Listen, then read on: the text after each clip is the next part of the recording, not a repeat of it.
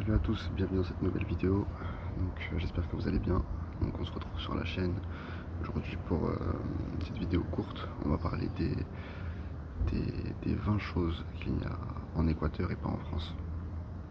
Donc voilà, ça va être 20 sujets dont j'aimerais partager qu'il y a en France et qu'il n'y a pas en Équateur. Ou si vous voulez 20 choses mieux ici en Équateur qu'il n'y a pas en France. Donc voilà, sans plus tarder, on passe à la vidéo.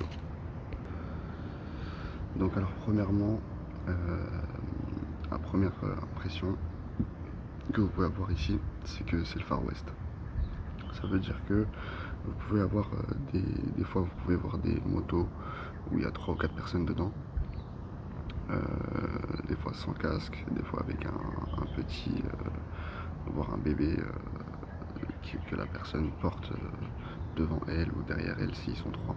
Donc voilà, ça peut être une des premières choses assez choquantes. Vous pouvez voir aussi des camions où ils sont carrément au-dessus du camion, ils sont au moins 5-6 et ils sont sur le camion. Vous pouvez avoir ce type de scène là. Et vous pouvez avoir aussi des chiens qui traversent les rues, des chiens au milieu de la route. Donc voilà. Vous aurez aussi des gens qui doublent par la droite. Ça klaxonne à tout va, etc.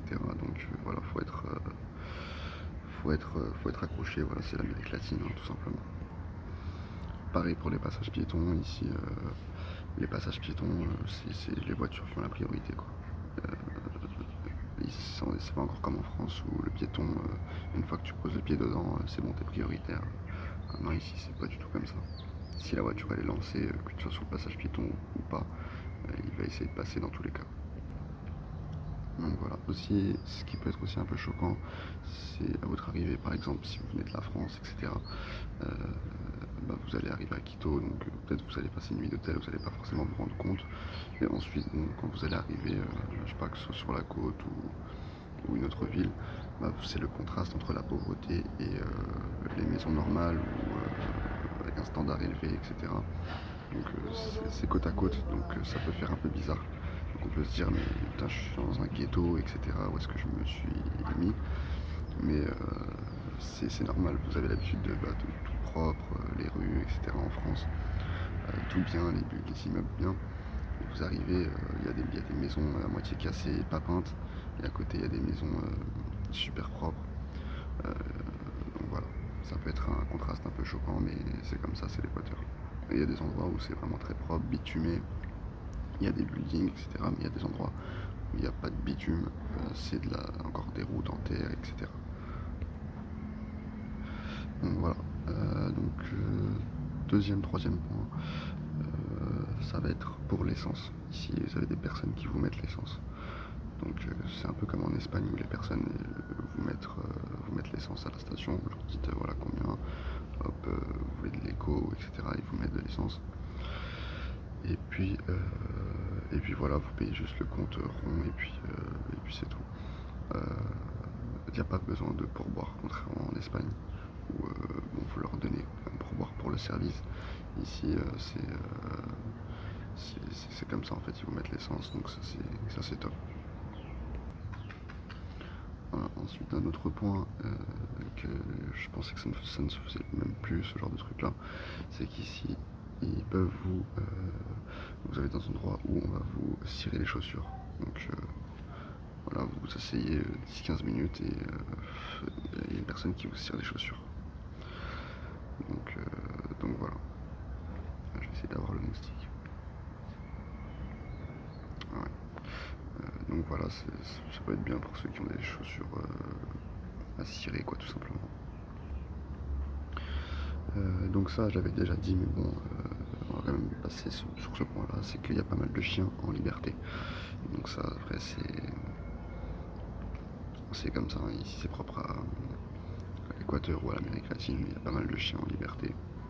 Donc voilà, si vous familiarisez avec eux, il n'y a pas de souci, mais c'est au début, voilà, si vous passez dans une rue où les chiens n'ont pas du tout, ne vous sont jamais vus dans cette rue, ils peuvent vous aboyer dessus, quoi. Et sinon, voilà, faut rester calme et puis il n'y a pas de souci. Ensuite, concernant le climat, donc il y a 4 climats différents ici en Équateur, donc dans le même pays, à peu près 3-4 climats différents. Donc apparemment il va faire beau à un autre endroit, il va pleuvoir, à un autre endroit il va faire très très humide mais très chaud, donc voilà, à un autre endroit il va faire plutôt sec, donc voilà, ou plutôt frais le soir, donc voilà, ça dépend des zones où vous êtes en Équateur, que vous soyez plutôt dans l'Amazonie, plutôt dans les Andes, ou si vous êtes plutôt sur la côte. Donc un autre point, c'est au sujet de la police. Donc ici ils sont super chill, super cool, super relax. Donc rien à dire. Par contre ils font leur travail, c'est carré. Mais sinon franchement rien à dire. Ils sont là vraiment pour votre sécurité. Ils sont présents quand même. Et puis voilà, ils font leur taf quoi. Mais de ce que j'ai vu, ils sont super chill. Donc voilà, ensuite pour un autre point, les étrangers sont super bien reçus. Donc les étrangers, que ce soit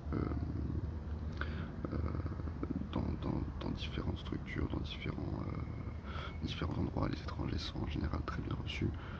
Contrairement en France d'ailleurs, où c'est stress à fond, les étrangers sont pas forcément bien reçus, les gens font pas l'effort de parler ni anglais, etc. Donc voilà, on vous donne limite même pas de renseignements, ou ça leur fait chier quoi, ou soit ils vont passer, ils vont même pas s'arrêter. Donc voilà. Contrairement à la France, ici les étrangers sont super bien reçus, les gens sont très aimables, très serviables, les enfants vous disent bonjour tout le temps, même s'ils vous connaissent pas. Voilà, les voisins en général sont très amicaux aussi. Donc voilà, ça c'est un très bon point. Les gens ici sont très sympas. C'est très facile de se faire prendre des amis, que ce soit avec ses voisins ou autres. Voilà, ici les gens sont aimables, les gens sont serviables, ils sont sans stress, pas comme en France. Donc pour un autre point, ici le dentiste, donc on a fait l'expérience du dentiste, donc c'est super simple, pas de rendez-vous, très rapide et pas cher. Donc voilà, ils font un peu de tout, c'est un peu comme ici tout ce qui est chirurgie. Donc voilà, après faut pas aller dans des trucs, faut aller dans des trucs assez propres, assez carrés, mais sinon c'est sans rendez-vous, ça va assez vite. Et franchement, ils vous font des tarifs pas chers, hein. Ça n'a rien à voir avec ce qu'il y a en France. Donc voilà, ici, ils vous font des prothèses, des nettoyages dentaires, des tartrages, tout ce qui est caries, etc. Pour consultation même gratuite des fois. Mais sinon, ça tourne aux alentours de 20-40 $. Un autre point aussi que moi je trouve super, c'est que ici, donc il y a le livreur. Il y a des livreurs qui passent dans les villes. Donc dans différentes rues. Et donc voilà, il y aura le livreur de glace, livreur de gaz, livreur d'eau potable.